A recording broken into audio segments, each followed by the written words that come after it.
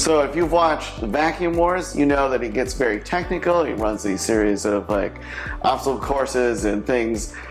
We don't feel that's very much a real world test. So instead what we've done is that we've just had these in our homes. They've each been running 3 times a week. It's been over 90 days now, so we feel like we've had a really good experience of like how the robot works in our house, what we like, what we don't like. And so we're gonna just run through, starting with price and go through how they compare. Here we have the Roborock S7, which retails for $650. If you bundle it together with the Roborock Auto Empty Dock, retails for $950. The Dreame Z10 Pro retails for around $520. So both robot vacuums here have the self-emptying bins, which is a great feature. Absolute game changer in the world of robot vacuums. So each of them have these nice bags, and when you pull them out, the little lid at the doorway closes so that you don't just get dust all over your house, which is nice. And as far as size goes, it does look like the Dreame is slightly larger in volume. I don't have the specific numbers on that, but they've both been running the same amount of time, around 90 days each. And I do notice here that the Roborock is noticeably more full. So I don't know if that means that it's getting a better job of getting things picked up or what's going on there, but just an interesting observation. So they're very easy to install and remove from the bins. You just slide them in place.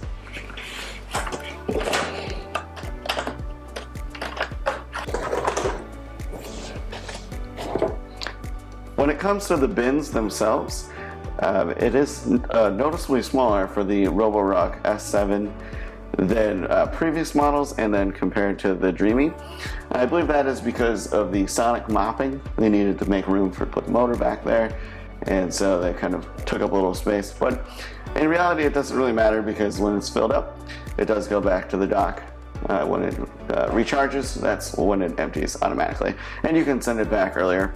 I would like to see a feature where it would know when it's full and then go back before, because I've noticed in the past that like they're full and they're not going back. They complete their run and then they do it, which isn't really a huge deal, but just a nice feature I'd like to see.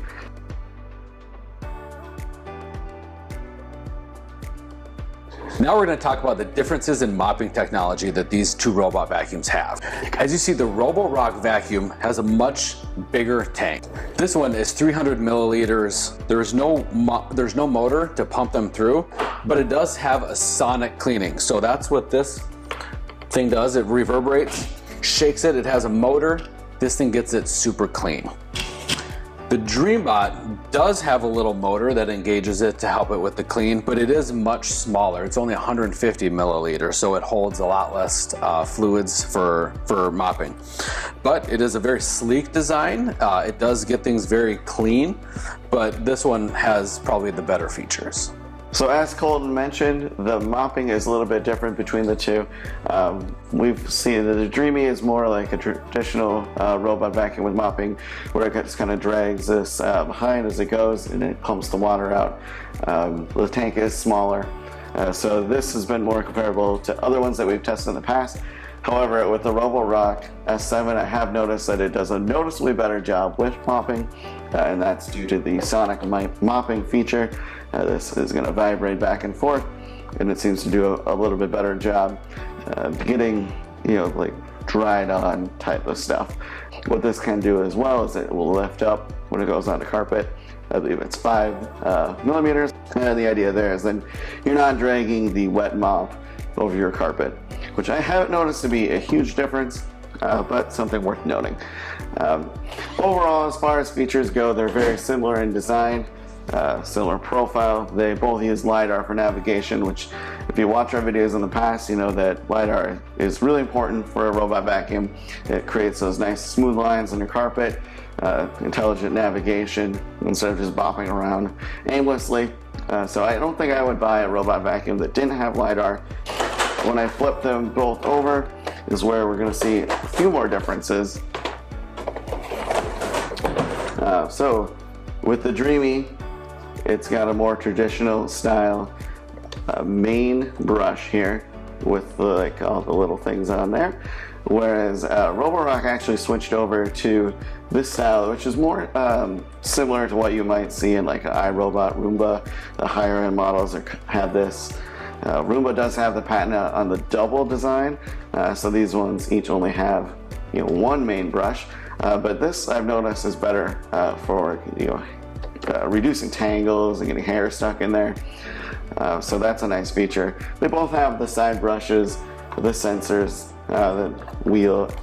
You'll see even like where it charges are very similar. There's a lot of similarities in design with both of these robots. And then when we look at the base station, the designs are very similar as well. They have a self-emptying bin with a nice filtration system. The Roborock has a superior filtration system in my mind. It's like a giant HEPA filter. As far as vacuuming goes, the Dreame does claim to have more suction power compared to the Roborock. We didn't run any official tests to figure that out or anything. What we did notice though is that the Roborock actually was picking up more. Our bin was fuller than the Dreame's bin.